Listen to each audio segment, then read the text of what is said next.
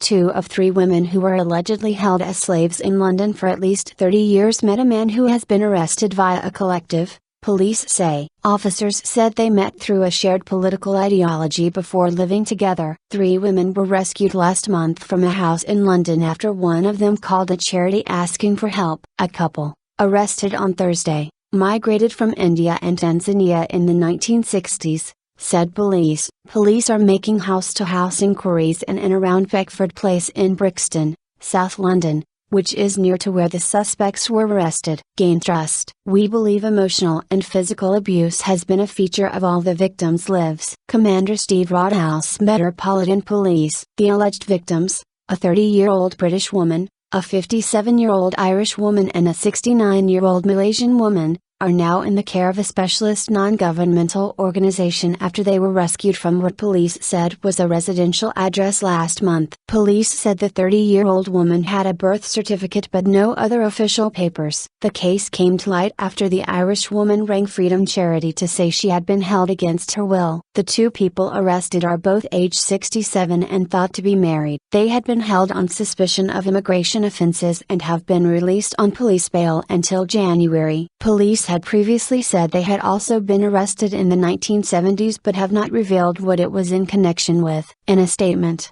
Commander Steve Rodhouse of the Metropolitan Police said, "We believe that two of the victims met the male suspect in London through a shared political ideology, and that they lived together at an address that you could effectively call a collective. Somehow that collective came to an end and the women ended up continuing to live with the suspects. How this resulted in the women living in this way for over 30 years is what we're seeking to establish. But we believe emotional and physical abuse has been a feature of all the victims' lives." He said when the women were removed from the house on 25 October it was agreed that police would not at that stage take any action. "Since that date we have been working to gain their trust and evidence. That came to fruition on 21 November when we were in a position to make arrests," he said. "What needs to happen now is that the three victims are able to go through their rehabilitation undisturbed, without being identified." Anita Prim, Freedom Charity. Emotionally fragile. Between 25 October and 21 November none of the three victims were reported missing to the police. Commander Rodhouse said the women were emotionally fragile and highly vulnerable. Anita Prim,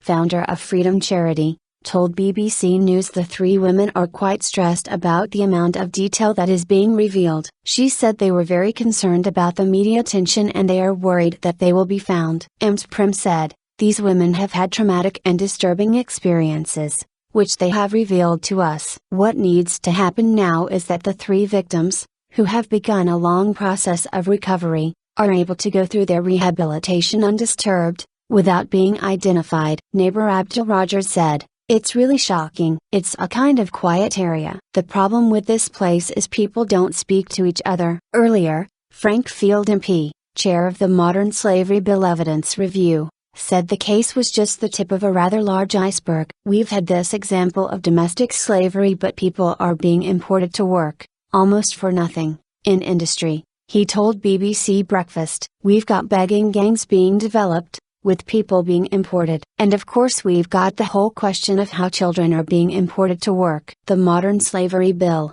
which is due to published in the coming weeks, is designed to increase the penalty of those convicted to life imprisonment and create an anti-slavery commissioner.